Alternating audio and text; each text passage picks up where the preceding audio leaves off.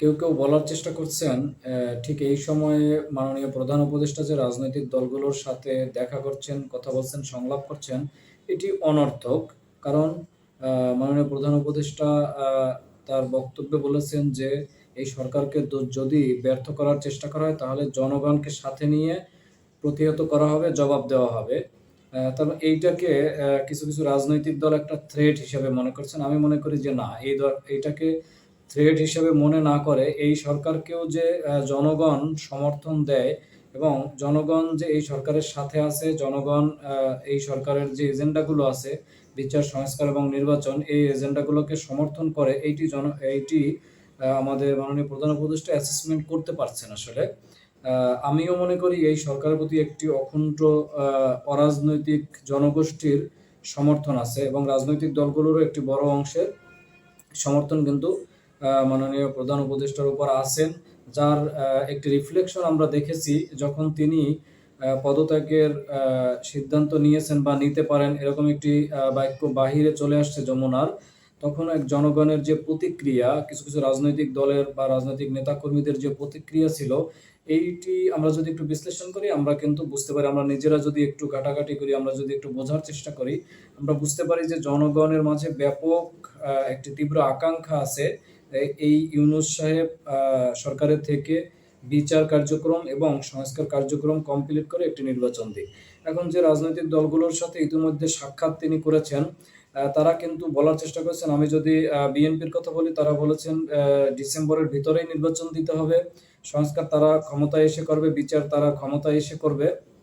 জামায়াত বলেছেন যে মার্চের পরে আর যাওয়া যাবে না, মার্চের মধ্যেই নির্বাচন দেওয়া যাবে, ফেব্রুয়ারিতে হলে ভালো হয়, মানে রমজানের আগে।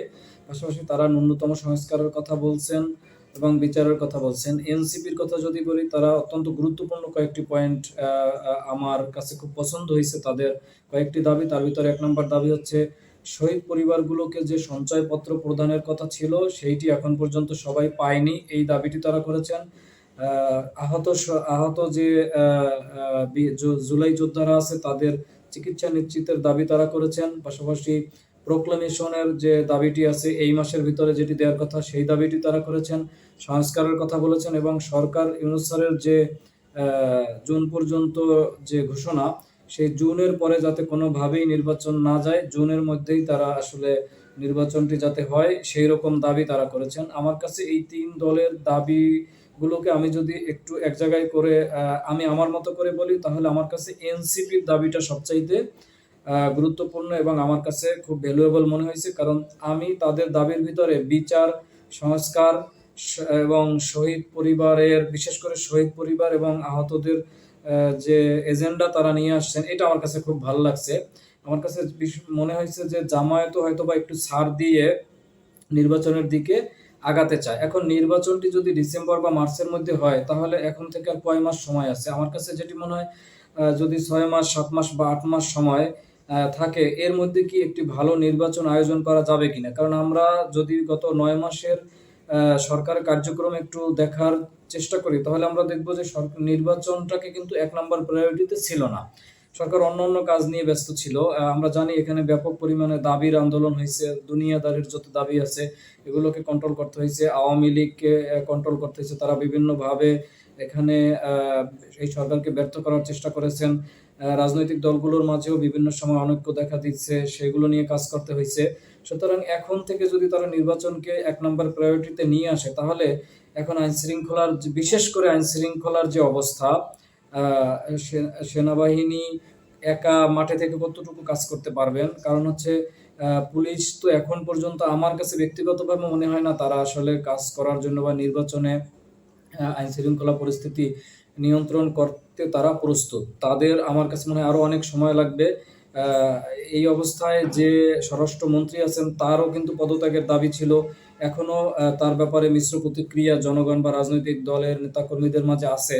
তো এই যে নির্বাচনের জন্য যে প্রস্তুতি, সেই প্রস্তুতি এই অভ্যুত্থানের পরবর্তী একটা সময়তে ৬ মাসে বা ৪ মাসে প্রস্তুতি নিতে পারবে বলে আমার কাছে কোনোভাবেই মনে হয় না। এবং কমপ্লিটলি একটি প্রিপারেশন যদি সরকার না নিতে পারে, তাহলে সেই নির্বাচনটি ইতিহাসের সবচাইতে বাজে নির্বাচন হবে। যে নির্বাচনের মাধ্যমে যারা ক্ষমতায় আসবে, আমরা ধরে নিই যে বিএনপি অবস্থান পর্যালোচনা করে মনে হয় যে বিএনপি ক্ষমতায় আসবে। সেই বিএনপিও আসলে খুব ভালোভাবে বলতে পারবে না যে আমরা একটি ভালো নির্বাচনের মধ্য দিয়ে ক্ষমতায় আসছি। আর ইউনূস স্যারের যে সারা পৃথিবীব্যাপী যে সম্মান, তার যে সুনাম, সেই সুনামও কিন্তু ক্ষুণ্ণ হবে। এবং যে গণতন্ত্র পুনরুদ্ধারের আন্দোলন এবং এই বিপ্লব, সেই গণতন্ত্র আমরা কিন্তু এখানে পুনরায় ভালোভাবে এস্টাবলিশ করতে পারবো না। তো এর জন্য আমার কাছে মনে হয় সকল রাজনৈতিক দলগুলো একচেটিয়া এই সরকারকে যদি সমর্থন দেয় এবং আমাদের জনগণ আমরাও যদি এই সরকারকে অকুণ্ঠ সমর্থন দেই, এবং সরকার বলেছেন ডিসেম্বর থেকে জুন, এর মাঝে সরকার তার মতো করে প্রস্তুতি নিয়ে তাকে যদি স্বাধীনভাবে আমরা কাজ করতে দেই, আমার কাছে মনে হয় তিনি তার কাজ করতে পারবেন। এবং আমরা যদি বিশেষ করে রাজনৈতিক দলগুলো যদি দাবি, আন্দোলন, ভয়ভীতি দেখানো এইসব জায়গা থেকে সরে না আসি, তাহলে কিন্তু সরকার স্বাধীনভাবে কাজ করতে পারবে না এবং ঠিক সময়ে, যৌক্তিক সময়ে তিনি নির্বাচন দিতে পারবেন না। আর যদি জোর করে একটি নির্বাচন আদায় করা হয় যেন তেন, তাহলে সেই নির্বাচনের মাধ্যমে যারা ক্ষমতায় আসবে তারাও আসলে প্রকৃত গণতন্ত্রের চর্চার মধ্য দিয়ে ক্ষমতায় আসছে সেই দাবিটি করতে পারবে না, এবং তারা এখানে গণতন্ত্র প্রতিষ্ঠা করতে পারবে না। এবং তারা গণতন্ত্রের মাধ্যমে যদি সরকার প্রতিষ্ঠা না হয়, সেই সরকার যে কি ধরনের অ্যাক্টিভিটিস করতে পারে তার একটি নমুনা কিন্তু আমরা রিসেন্টলি যে সরকার, পতিত সরকার, তাদের কার্যক্রমের মধ্য দিয়ে আমরা দেখেছি।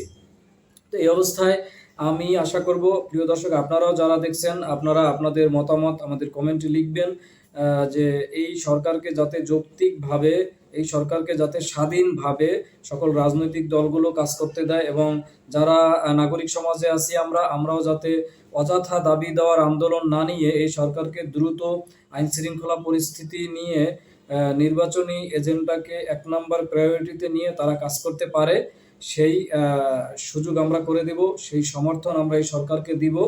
আর রাজনৈতিক দলগুলোরও সেই শুভবুদ্ধির উদয় হবে, এবং ইউনূস স্যারের প্রতি আমাদের যে আস্থা, তিনি একটি ভালো নির্বাচন দিবেন, তিনি বলেছেন তিনি একটি ভালো নির্বাচন এখানে দিতে চান, সেই আশা আমরা ব্যক্ত করছি। আজ এ পর্যন্তই। পরবর্তীতে অন্য টপিকস নিয়ে আবারও আপনাদের সাথে কথা হবে। সে পর্যন্ত আপনারা সবাই ভালো থাকুন এবং সুস্থ থাকুন। আসসালামু আলাইকুম ওয়া রাহমাতুল্লাহি ওয়া বারাকাতুহু।